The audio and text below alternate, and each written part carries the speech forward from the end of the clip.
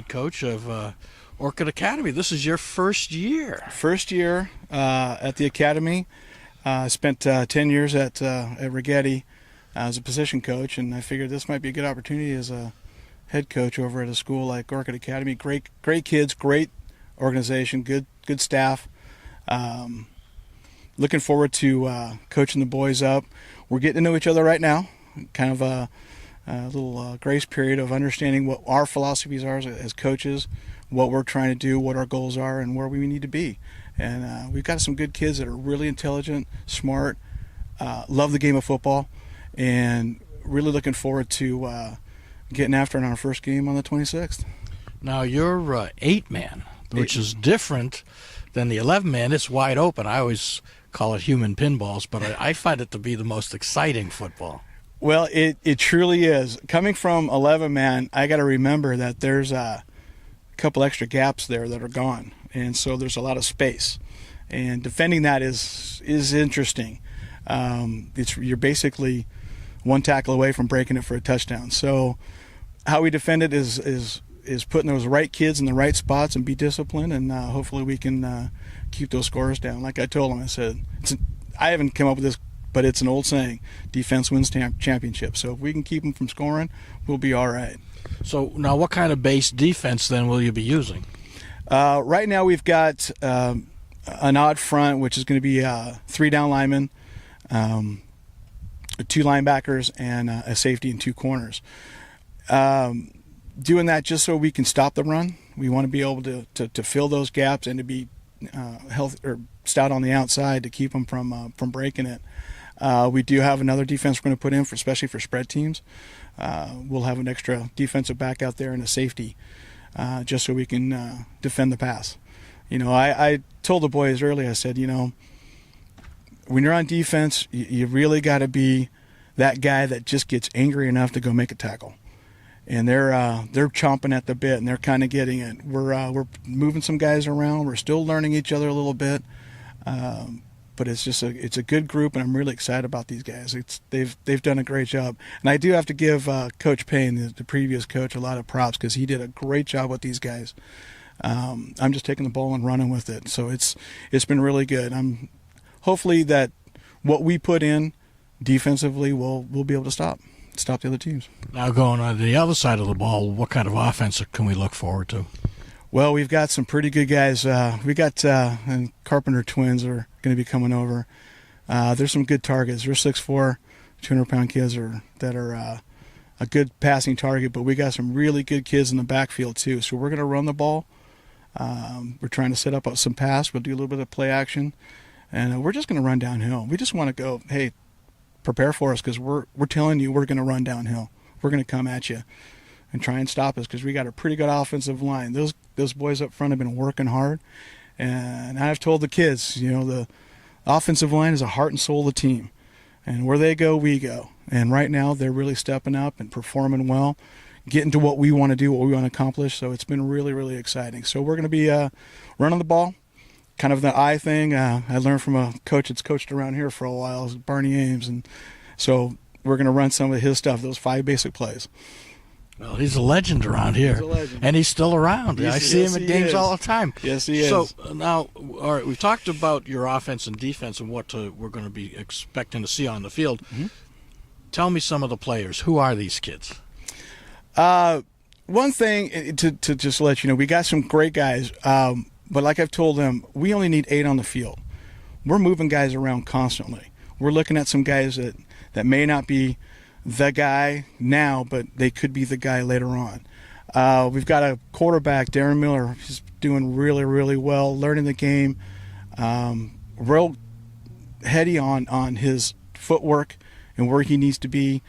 Not only throwing the ball, but also handing off and that type of thing. We got 2 fullbacks that are going to interchangeable with the defense.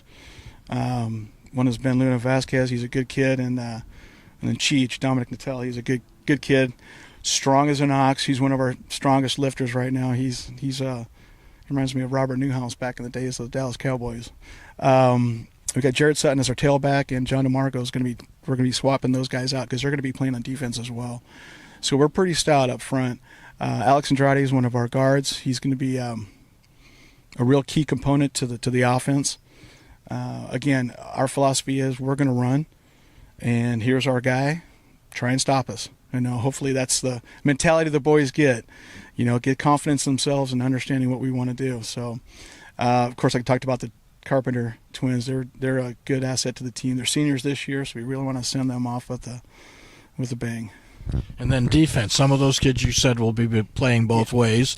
Any other names that we should be looking for that you haven't mentioned yet? Well, we got one safety that kind of caught my eye.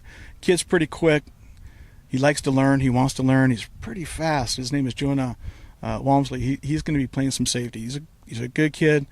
Again, we may change that around. That may not be the guy. We're just looking for the guys that are going to help the team out. I'm a big believer in it's team first, and there's no one player that's better than the team, and that's the philosophy these guys are getting. It's all one team on that field. So even the guys on the side, they're just as important as those 8 on the field. So now August 26th, week 0, you guys are on the field. Who you playing and where? We've got Chadwick from Rolling Hills down south.